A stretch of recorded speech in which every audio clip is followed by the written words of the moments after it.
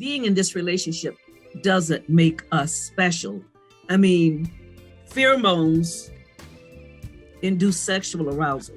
They don't make you woke. They don't make you enlightened.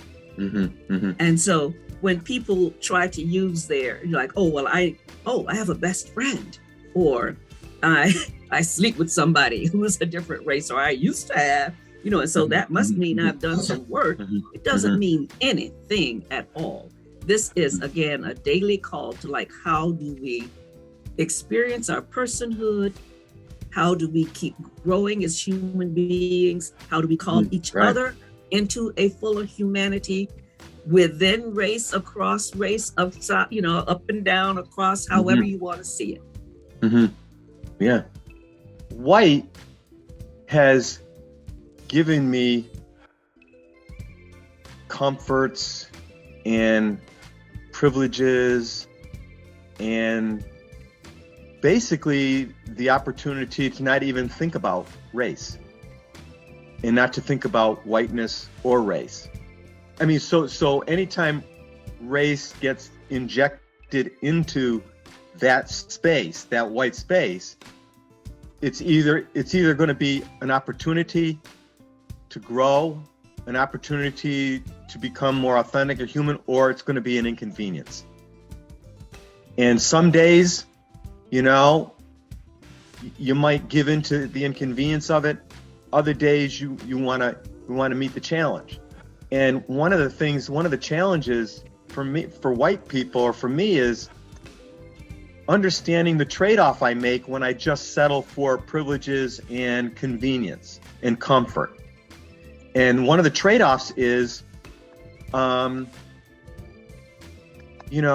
less authentic relationships, less life-giving culture in my life.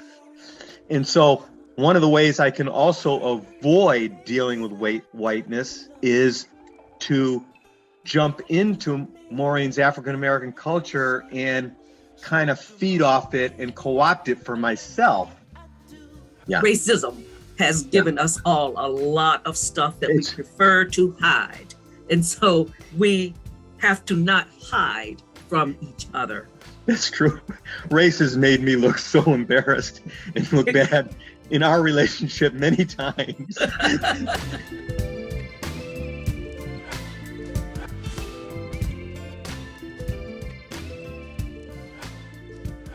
One of the first things that comes to my mind when I think about shrinking on Loving Day is kind of how the holiday appears to be evolving in some quarters, as if it's some kind of a special Valentine's Day.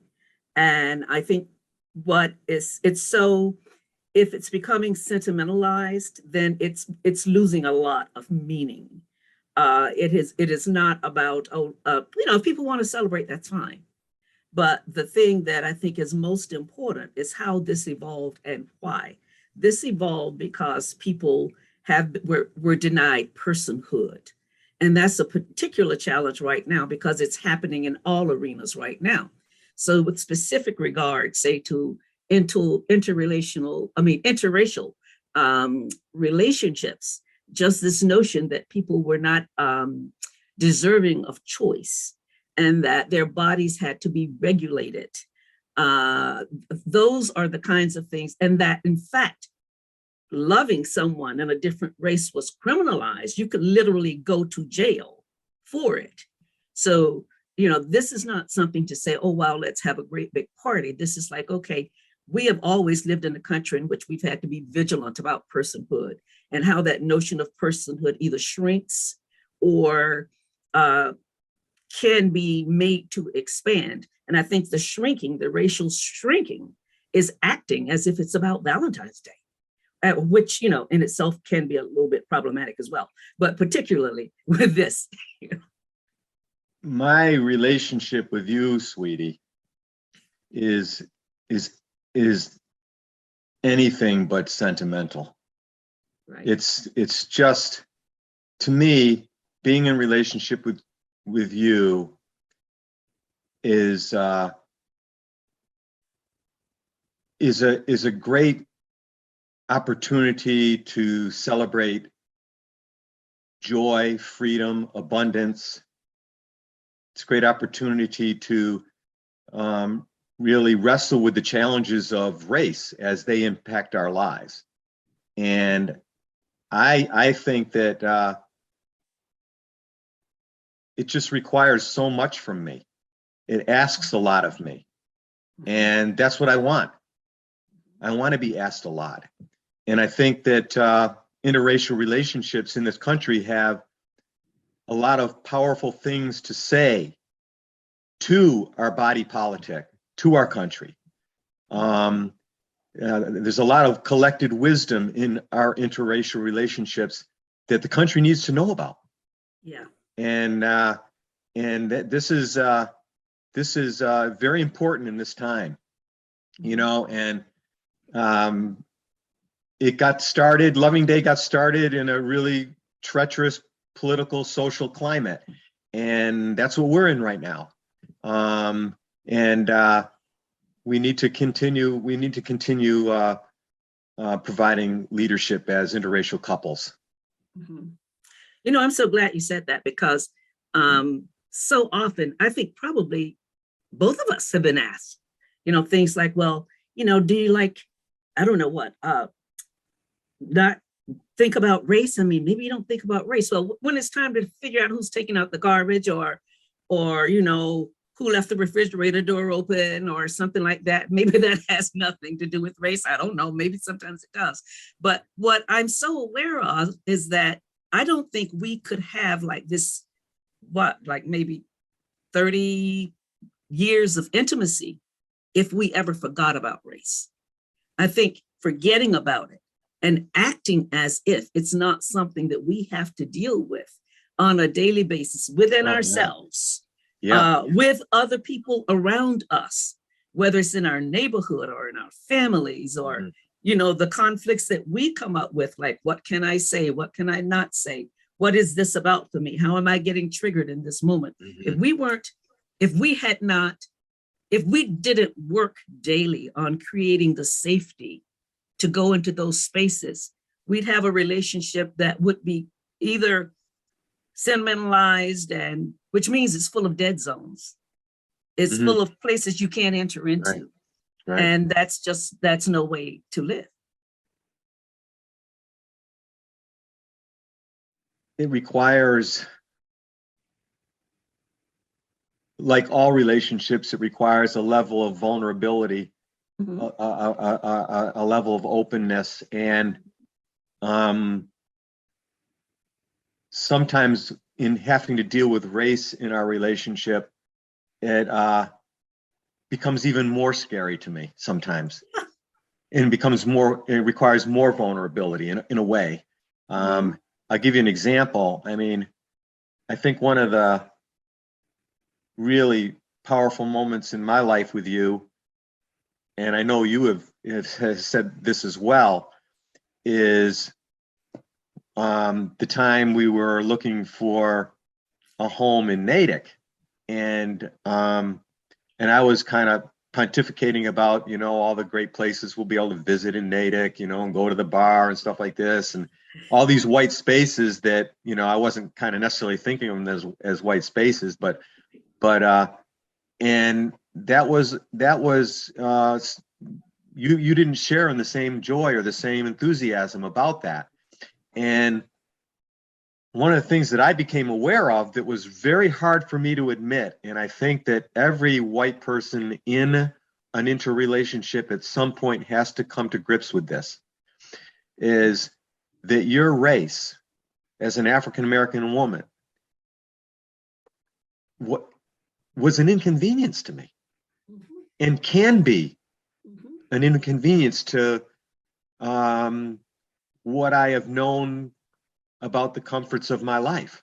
Right. And, you know, to admit that, I know you pushed me on that, you know, and I found when I was able to admit that there is times when if you weren't Black, it would be easier. Yeah.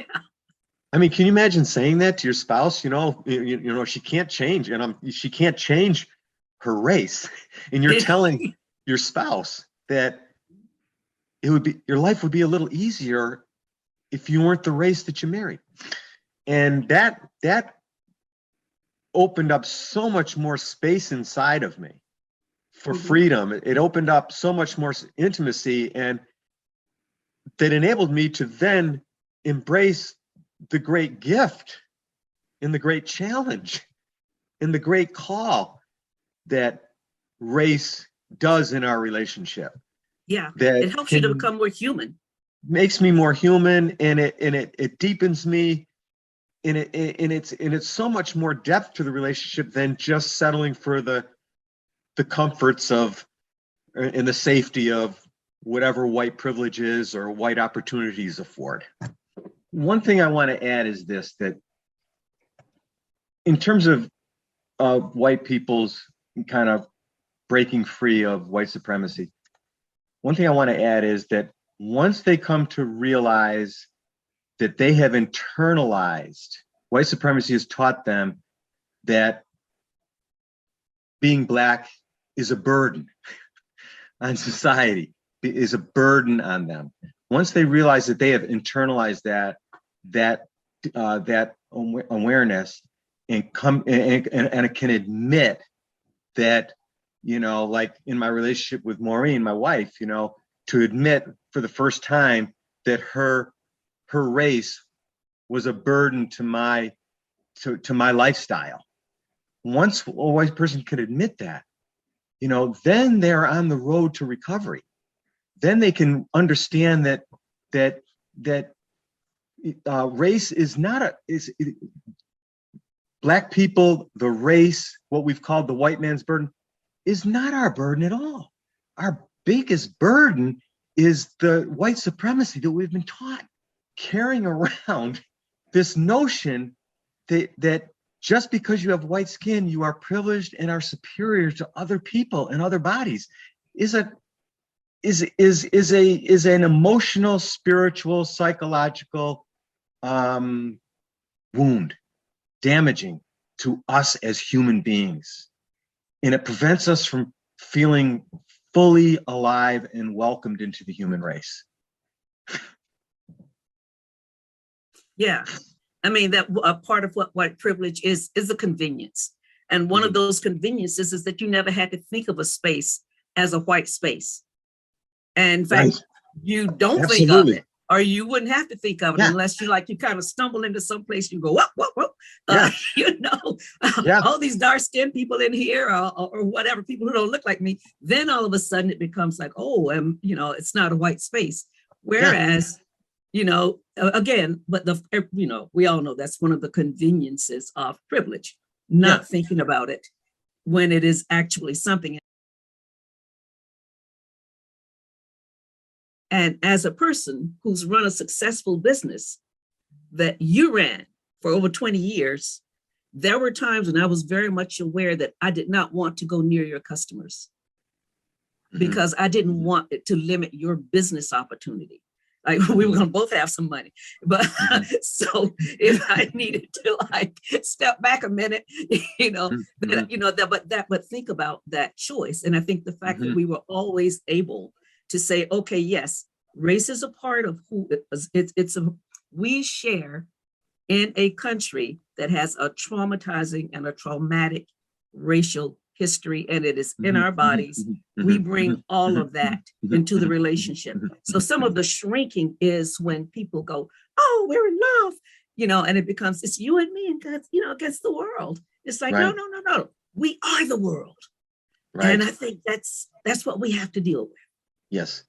And one of the things that white people have to be careful of, when they get into an interracial relationship, is thinking that now that I'm in a interracial relationship, I have dealt with racism, or I've dealt with white supremacy, that I am, and then that white person can also start thinking of themselves as a more enlightened white person than other white persons, and start not really reaching out to white people to form anti-racist cultures of community that can combat racism together.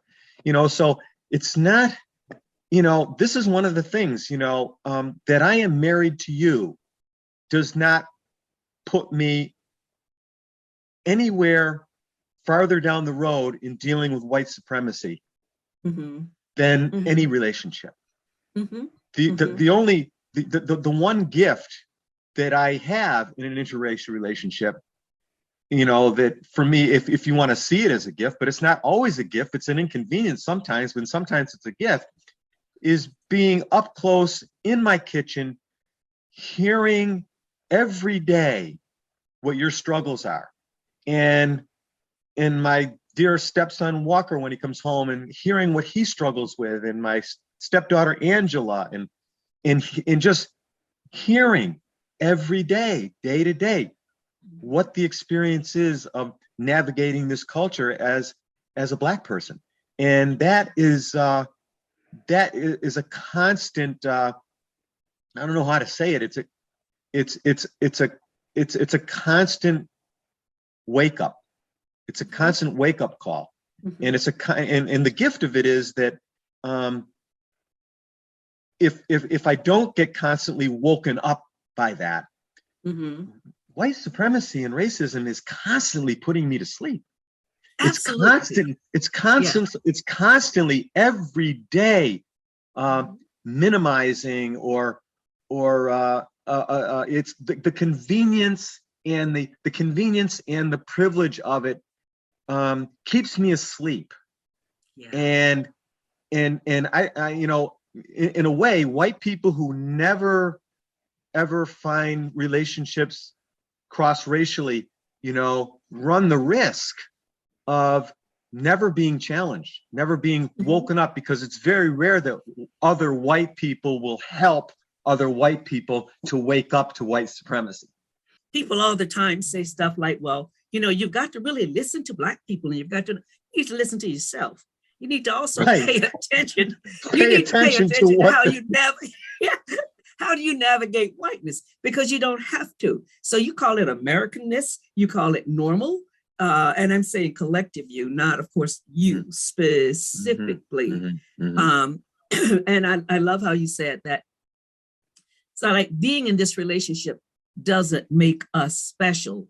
I mean, pheromones induce sexual arousal. They don't make you woke. They don't make you enlightened. Mm-hmm. Mm-hmm. And so when people try to use you're like, oh, well, I have a best friend, or I sleep with somebody who is a different race, or I used to have, and so that must mean I've done some work. It doesn't mean anything at all. This is, again, a daily call to like, how do we experience our personhood? How do we keep growing as human beings? How do we call each other into a fuller humanity within race, across race, upside, up and down, across, however you want to see it. Mm-hmm. Yeah. I really appreciate it. You're saying it in that way, because sometimes we think of, in this culture, like comfort is like a political right. I'm not ever supposed to be made uncomfortable, right? Well, white people, dominant group people aren't ever supposed to be uncomfortable. And non-dominant group people should always be grateful for whatever sacrifices are made for them. Those are just images, ways of staying apart from each other. So I think just the daily practice of trying to stay grounded, pausing long enough to move more toward personhood together into a shared humanity. I think that's what we're trying to do. I think it's what the holiday can be about. White has given me comforts and privileges and basically the opportunity to not even think about race and not to think about whiteness or race. I mean, so anytime race gets injected into that space, that white space, it's either going to be an opportunity to grow, an opportunity to become more authentic or human, or it's going to be an inconvenience. And some days, you might give into the inconvenience of it. Other days you want to meet the challenge. And one of the challenges for me, for white people, or for me, is understanding the trade-off I make when I just settle for privileges and convenience and comfort. And one of the trade-offs is, less authentic relationships, less life-giving culture in my life. And so one of the ways I can also avoid dealing with whiteness is to jump into Maureen's African-American culture and kind of feed off it and co-opt it for myself, rather than dealing with how whiteness has stopped me from being more authentic and developing the many opportunities to develop life-giving culture with anybody, everybody, other white people as well. For example, building an anti-racist culture that is life-giving is a great challenge, and I know that my relationship with Maureen is more authentic and more real and more beneficial for me and her when I find myself more willing to not be competitive with other white people, but choose to reach out to them and help them build anti-racist culture together so that we can be a force in this society, that white people can participate as a force of anti-racism in this culture that will benefit them, as well as my relationship with Maureen. A lot of times white people get very defensive and they get very, I don't know how to say it, they're afraid to talk about it. They're afraid to talk about race because they're afraid, they want Black people to see how, they're on their side, missionaries, whatever kind of thing. And I find I get jacked up, and that's not helping anything. So we need to just see that race is a powerful charge that can knock us off. And I give myself permission to pause, give myself a permission to breathe, give myself permission to just notice what is going on inside me. The anxieties, the sensations, the fears, the hopes, the desires, and to really give myself a chance to pause, and then just try to reach out as a human being to anybody. I mean, what's hard is that you said the charge, and the charge is not just your charge. Everybody's charge. It's not just my charge. It's the charge that we are carrying from generations, that we are literally carrying in the cells of our bodies. Yeah. Yes. And so it is a revolutionary act to pause sometimes. Well, most of the time. It's a revolutionary act because, we live in a culture that says, you got to hurry up, you got to get it right. And by all means, you got to protect your image, So if you have this image, whatever image that's been imposed on me as I'm supposed to be, strong and whatever, that's not my story, and I can't buy into some story somebody else has created for me. So, dealing with allowing all of the energies to come in so that I can deal with them, be with them, grow with them, fumble over them. And I think one of the things that hurts us so much is this notion that we have to be perfect. I mean, I've heard white people say things like, oh, it's so terrible to be called a racist. It's like, no, it's worse to be one, but again, it's that kind of thing where I've got to have an image that I must protect. And I think one of the things that we have, I want to say have learned, but no, I think we are learning every day, is to move more toward each other as persons and, day by day, let go of those images that said, this is who I am and this is who I must be. And this is how I must react or respond. Because, when we do that, we lose sight of ourselves and each other. If you can make it through an interracial relationship, you can make it through any relationship. It's kind of a way of saying it, and it's like, and I challenge people, who, you don't have to be in a marriage to have an interracial loving day relationship. You can reach out and develop relationships across race throughout your life, in wherever you go, on the job, and make them loving day relationships.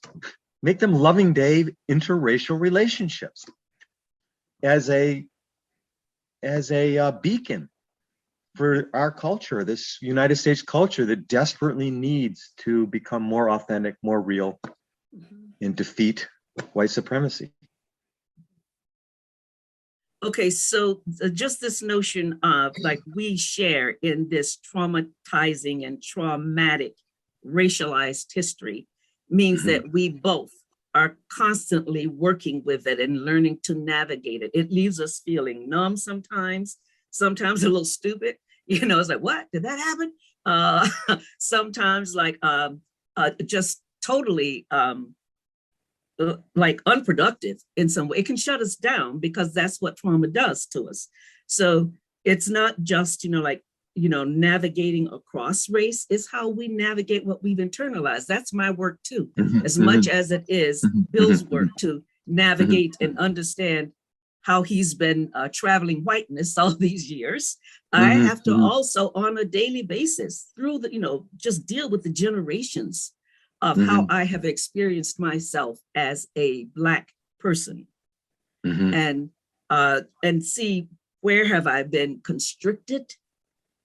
How do I continue to constrict myself, whether it's in my body? How must I learn to deal with discomfort? How do I learn to deal with self-criticism?